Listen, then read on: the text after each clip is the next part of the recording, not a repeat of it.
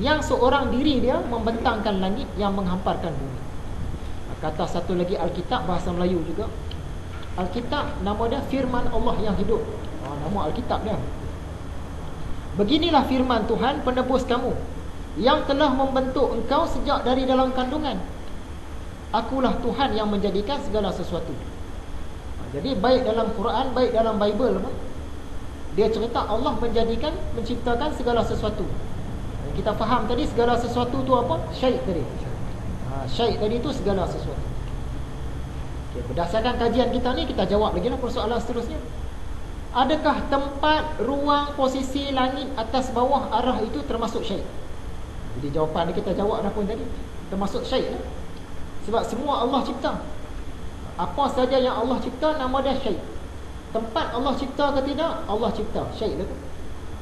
Ruang Allah cipta, syai'. Posisi Allah cipta, syai'. Jadi semua itu syai'.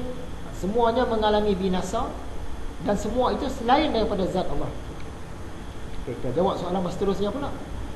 Bila semua tu dah syai', ruang, posisi, langit tadi semua dah syai' dah, adakah semua itu bersifat qadim? Yang tempat, posisi, arah tadi sejak azali dah ada ke belum? Kita pun boleh jawab lah. Sejak azali memang tak ada. Ataupun bersifat baharu, maksudnya lepas azali baru ada. Jadi jawapannya, pada azali syai' belum ada. Tempat, ruang, posisi, langit, atas, bawah, arasy belum ada. Tapi Allah dah siap-siap ada dah. Pada azali, ruang, tempat, arah dan lain-lain belum ada. Tapi Allah sudah sedia ada. Maksudnya adanya Allah tanpa berhajat kepada ruang, tempat, arah dan lain-lain. Kalau orang kata Allah memang ada, tapi dia tu memakan tempat, dia bertempat. Dia duduk, ni arasy dia duduk, di atas arasy dia duduk. Itu kata macam tu. Salah. Itu bukan Allah, dia sembah siapa tak tahu. Itu yang bahaya. Pada azali syai' belum ada. Kemudian Allah ciptakan syai', barulah ada. Jadi masa azali tempat tak ada lagi, langit tak ada lagi, arasy tak ada. Pada azali syai' belum ada, maka zat Allah tidak terpengaruh langsung dengan syai'. Zat Allah tak terpengaruh dengan tempat, dengan rupa, dengan arah, semua tu tak ada. Tiba-tiba kita kata Allah di sana, tunjuk arah. Allah sana, Allah di sana. Betul-betul tunjuk. Kalau gaya semula jadi itu tak apa. Allah sana tunjuk sana. Sebab Allah dia mana ada sana sini. Sebelum ada sana sini itu dia dah ada dah. Orang yang sembah Allah sana sini itu takut dia sembah selain. Jadi fahaman Islam dia berbeza dengan fahaman ahli-ahli falsafah. Dulu kita belajar Socrates, Al-Farabi, Ibn Sina. Bagi pandangan mereka ni, tempat ni dah ada dah sejak azali. Siapa cipta tak tahu, dia kata Allah cipta, tapi sejak azali dah ada dah. Jadi siapa cipta? Masa Allah ada tu, tempat alam ni dah ada dah. Jadi siapa cipta? Dia kata Allah cipta. Macam mana kata Allah cipta? Sejak azali dah ada. Yang kata Allah cipta ni azali tak ada, lepas tu Allah buat, baru boleh kata Allah cipta. Tapi dia tu macam bercanggah. Dia kata memang Allah ciptakan tempat, tapi tempat ni sejak azali dah ada. Kita mau penting, kita macam mana? Dia berlawan.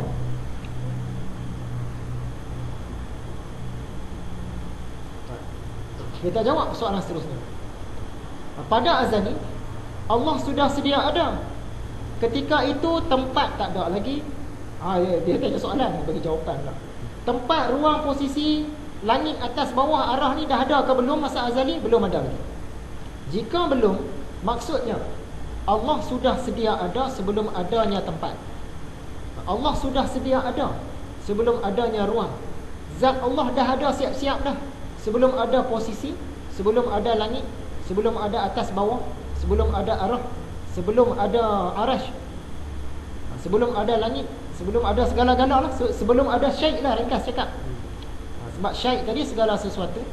Jadi sebelum ada syai', mana-mana syai' itu sebelum ada lagi, Allah dah ada. Maksudnya zat Allah tidak terpengaruh langsung dengan tempat, tak terpengaruh langsung dengan ruang, dengan posisi, langit, atas, bawah, arah dan sebagainya. Ringkas cakap, zat Allah tidak terpengaruh dengan syai'. Kata Imam Ghazali, muka surat 329, Allah tidak dibatasi oleh sesuatu batas. Maksudnya Allah ni tak ada sepadan, tak ada had, tak ada tepi, dan tidak mengandung sesuatu jurusan. Dia ni tak ada arah, tak ada sana sini, kanan atas bawah, tak ada. Tidak diliputi oleh pihak posisi, kanan ke, di kiri ke, di dalam ke, di luar ke, bukan. Tidak dibatasi oleh bumi. Allah ni di mana? Allah ni di bumi. Ada. Dan langit. Ni penting. Allah tidak dibatasi oleh langit. Sebab tu kita dalam memaham hadis yang mengatakan pada 2/3 malam Allah turun ke langit dunia. Hadis tu dia tak boleh dipaham berdasarkan teks. Dia kena ada huraian. Kalau tidak, kalau kita percaya, kita kata pada 2/3 malam, dalam pukul 2:30 tu Allah turun ke bawah. Zat Allah tu turun ke bawah. Maksud dia Allah sudah dibatasi oleh langit. Itu bukan dia. Bila dibatasi oleh langit tu, bukan dia lah. Kita tersembah selain daripada Allah. Selepas Allah menciptakan tempat, ruang, posisi, langit, atas, bawah, arah, adakah zat Allah mengalami apa-apa perubahan? Asal dulu dia sendiri, tak ada syai'. Kemudian dia ciptakan syai'. Allah ni berubah ke tidak? Jawapannya langsung tak berubah. Kenapa zat Allah kebal daripada sebarang perubahan? Kenapa Allah ni tak berubah? Sebab Allah bersifat baqa. Kalau kita cakap, memang dulu masa dia bersendirian, tak ada syai' lagi, tak ada alam lagi, tak ada makhluk lagi, tak ada baharu lagi, dia tak perlukan tempat.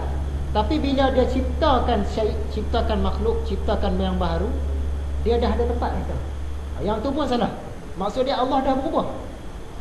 Bila berubah tu bukan dia lah. Sedangkan dia ni bersifat baqa. Kata Imam Al-Ghazali muka surat 329 juga, dia sekarang menurut apa yang dia ada. Macam mana keadaan Allah tu dulu, sekarang pun macam tu lah, akan datang pun macam tu lah. Tak ada sikit pun berubah. Kalau tiba-tiba kita kata dulu dia tak duduk di langit, sekarang dia duduk di langit, dia duduk di sana, dah berubah.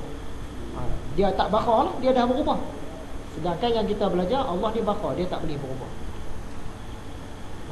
Kata Imam Ghazali, dia maha suci dari perubahan dan perpindahan. Allah ni tak berubah langsung zat dia, dia tak berpindah. Yang hadis 2/3 malam tadi, daripada duduk di atas, dia pindah mai ke bawah. Bukan dia lah tu. Dia ada pemahaman sebalik. Tidaklah bertempat padanya segala kejadian. Maksud dia, pada zat Allah tu tak melekat ataupun tak duduk di dalam. Segala kita, segala langit bumi ni bukanlah melekat pada dia, bukanlah duduk di dalam dia, dan terpisah pada dia pun bukan juga. Tu tak boleh nak bayang. Tidak bersentuh, tidak bercerai, tidak bersekutu, tidak terpisah. Tidaklah mempengaruhinya oleh segala yang mendatang. Ini satu lagi. Orang tadi cakap, memanglah Allah dulu tidak bertempat. Selepas dia ciptakan syai', selepas dia ciptakan langit, dia dah berubah, dia bertempat dah sekarang. Ada berubah. Imam Ghazali cakap, tak ada satu apa pun yang mempengaruhinya oleh segala yang mendatang. Yang mendatang tu langit lah contohnya. Asal-asal langit tak ada. Lepas tu Allah ciptakan langit, langit tu mendatang baru ada. Tiba-tiba kita kata Allah ni dia duduk di langit. Dia tak boleh, sebab dia tak dipengaruhi oleh apa-apa yang mendatang. Ada orang beriktikad bahawa Allah berada di atas. Betul ke? Ini salah. Allah tak terpengaruh dengan arah, tak terpengaruh dengan tempat, tak terpengaruh dengan posisi. Itu kiblat doa. Kiblat doa kita.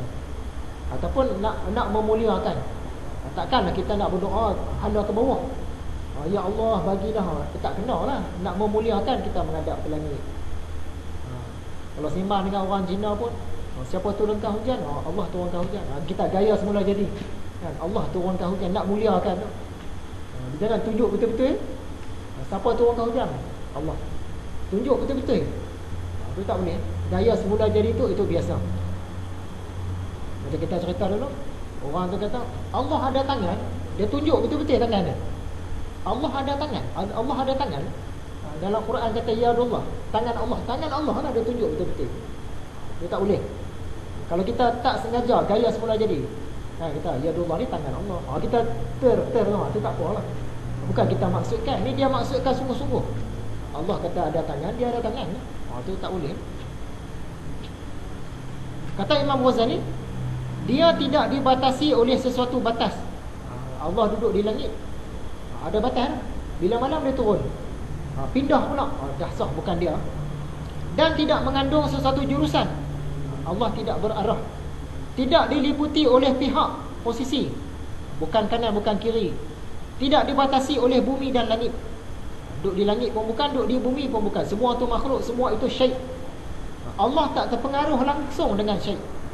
Kata Imam Ghazali lagi, dia tidak bertempat pada sesuatu dan tidak ada sesuatu bertempat padanya. Kalau kita percaya Allah ni bertempat di langit, salah.